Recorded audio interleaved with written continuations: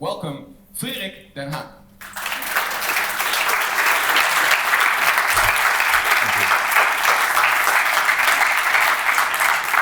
Well, good evening everyone. Can anybody hear me? Yes. First question, very good.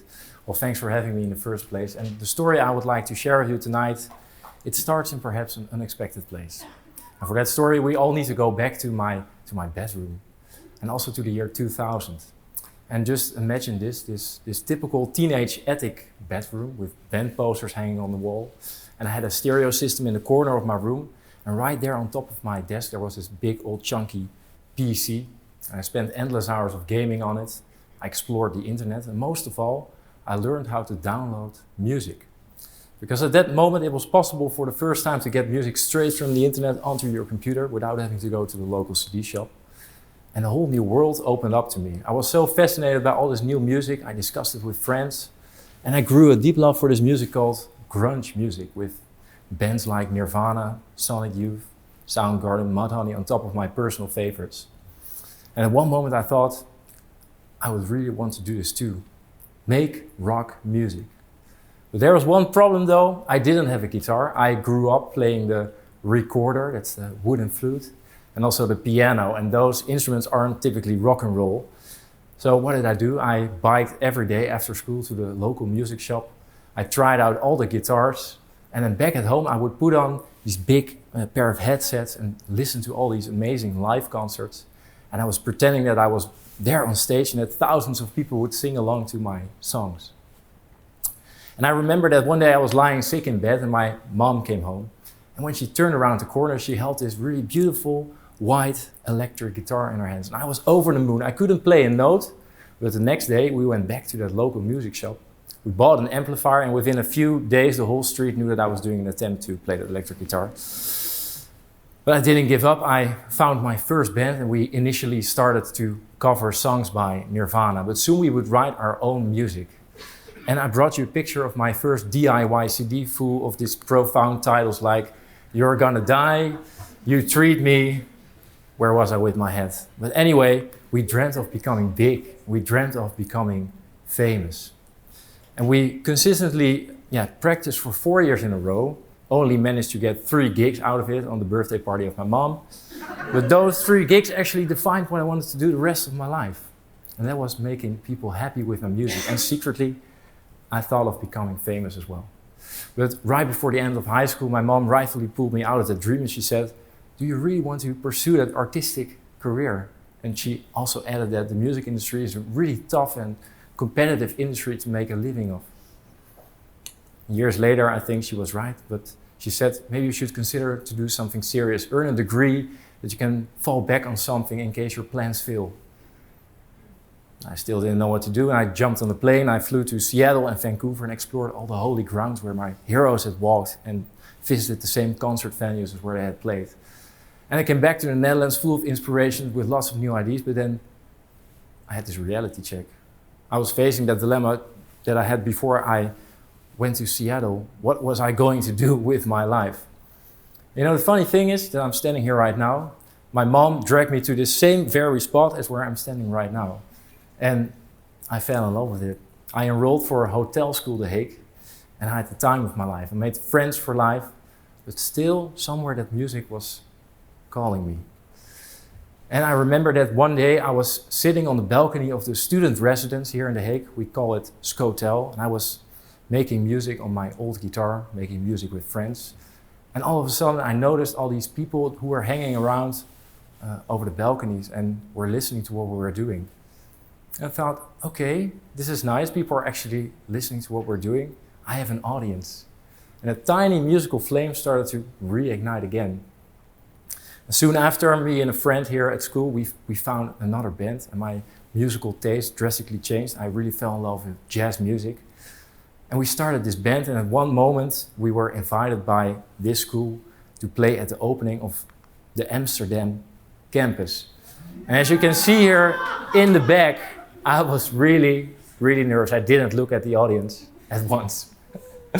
But you know what? This school actually served as some kind of playground, or how do you say it, a springboard for our career. We gained a lot of experience because after that that gig, we were invited to play all these events at hotel school, the graduation ceremonies, the staff parties, and also the association galas.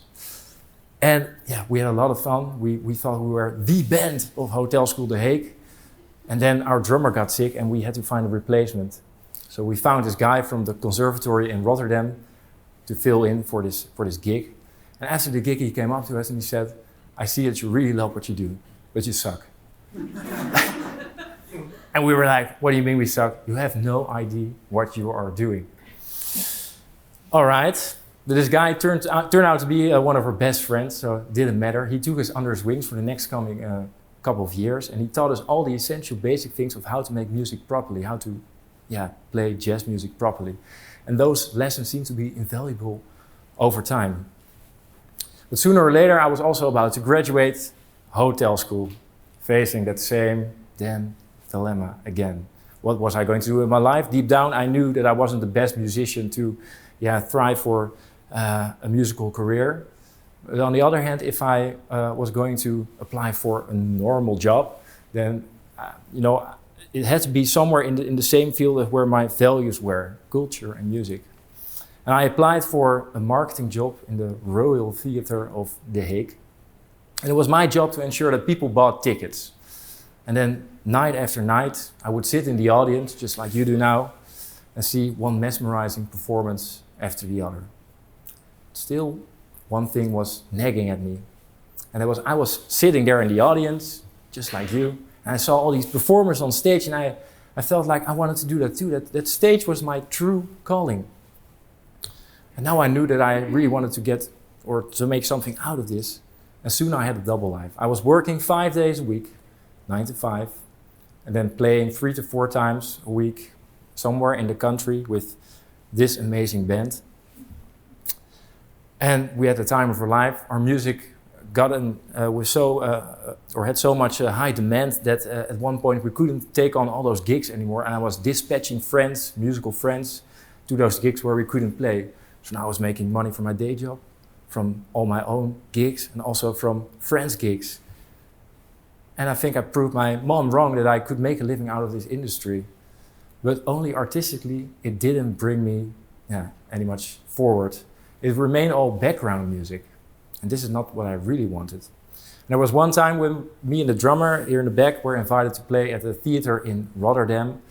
And we set up our gear, and just before the show, the stage manager came up to us with 2 suits. And he said, "Would you like to wear these suits? It would be fun for the audience." Well, it looked like this. We had a lot of fun though, but in the end I was scratching the back of my head a little bit and questioning myself, is this what I really want to do the rest of my life? Yeah.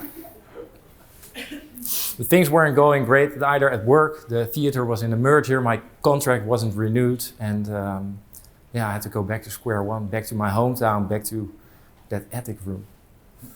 And I'll be honest with you, I was a little bit lost at that moment, didn't know what to do. I jumped from one marketing gig to the other one just to make ends meet.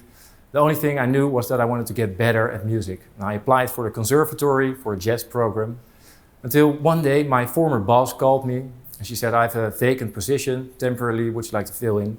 I said, "Sure," because I needed the money. And as soon as I walked through those doors of my old office, I ran into this beautiful colleague. And I madly fell in love with her. And we started dating, and after a while she broke up with me. And I was in tears, and I asked her, "Why did she do that?" And she said, "Well, you're so over the place with all these wild ideas. Get your shit together, and then we can continue dating." And I was madly in love, as I told you. I followed her advice. I applied for another permanent position at another theater in The Hague.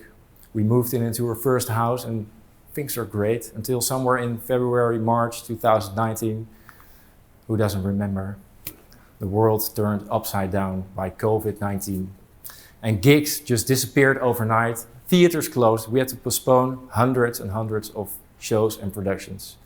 And it wasn't a really nice time to work in that industry at that moment. But I was happy with my stable job for the first time in my life.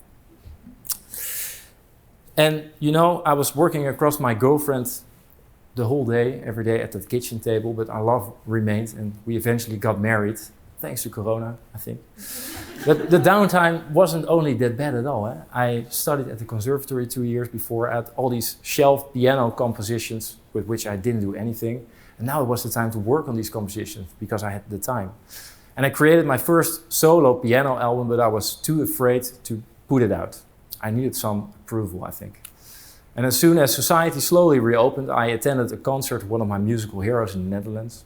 And after his show, I went up to him with an envelope in my hand and a USB stick in it. I had sweat in the palm of my hands. And I asked him, would you like to listen to my music and give your honest feedback? And he said, sure.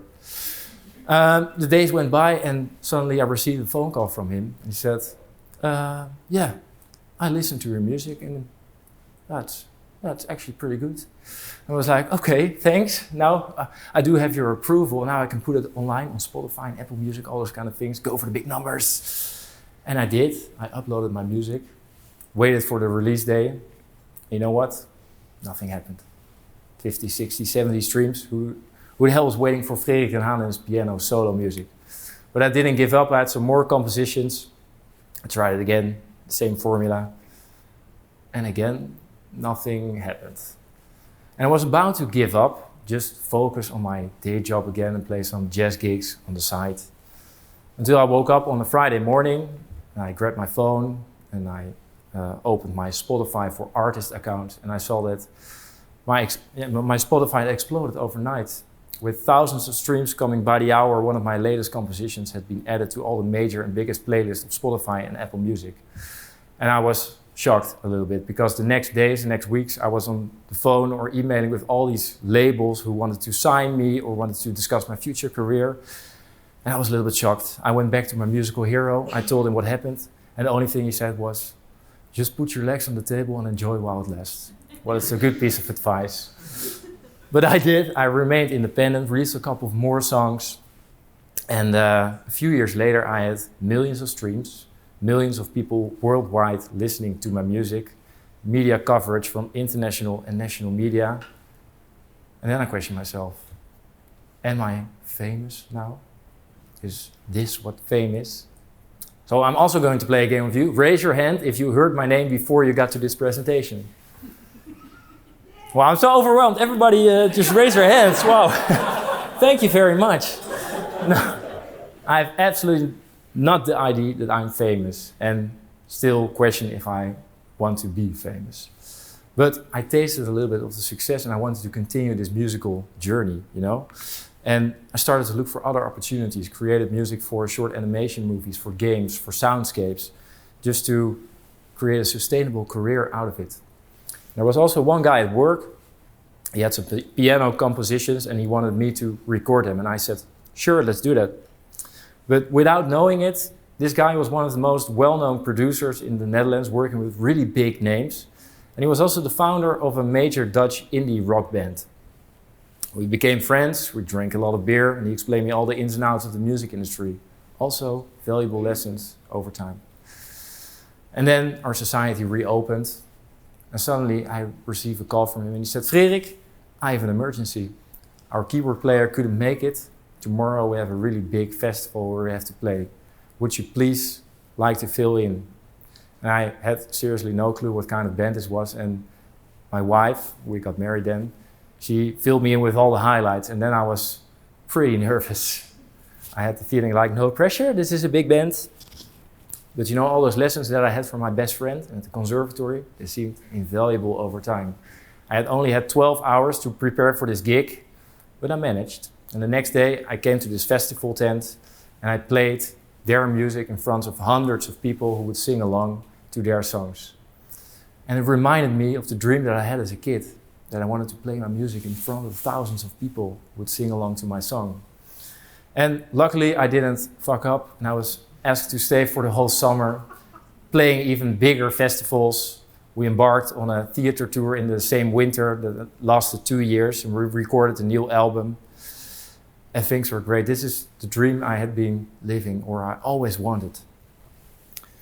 But you know, there was also still this music of my own, and deep down I really felt that I wanted to captivate an audience who would listen to my stories, my compositions, my emotions. And with high hopes, I contacted all these booking agencies because I had millions of streams and I was playing in a major Dutch rock band, that they would all book my show for major venues. But the results were downright disappointing. Nobody seemed to care about Frerick and Haan and his solo piano music again. But there was one guy who picked up the phone and he allowed me to do my story. And he said, "I like what you're doing, we're not going into business together." He said, "You need to build an offline audience, build a fan base."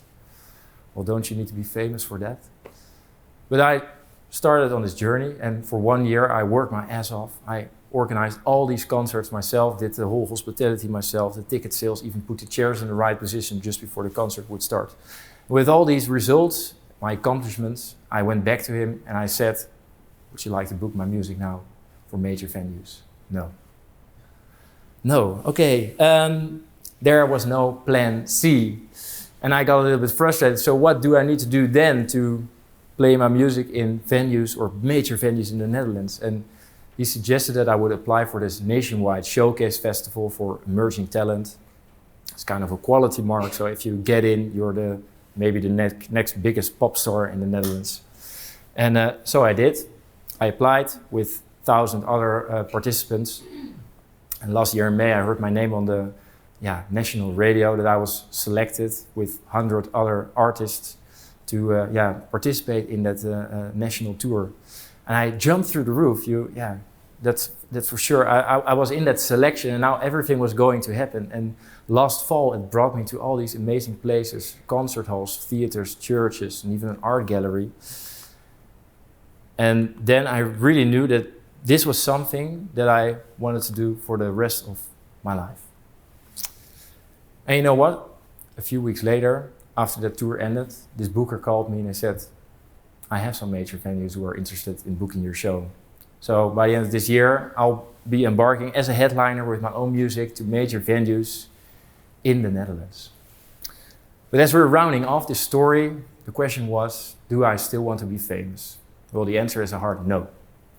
Do I still want to inspire, move, and captivate my audience with my own music? Then the answer is absolutely. And you know, my story is developing every day. And at the most unexpected moments, I receive messages from people all across the world who share their experiences with my music. Someone in the Himalayas who constantly listen to my music. Don't know why. Also a student from UCLA who spins my music frequently during her study groups, or even closer to home to my mom who can move to tears with my music. Or I play a little bit every evening for my 2 daughters and my wife. And you know what? I had this dream to become famous, to play big venues with my own music, but perhaps dreams aren't meant to come true the way we expect. And I think they merely serve as some kind of tool, as a guidance tool in our life, something that shows us how we should navigate through the movements in our lives and adjust and refine our strategies and goals. And perhaps, now I'm speaking to you and to me, that we all need hopes and dreams in our life just as something to live for. Thank you.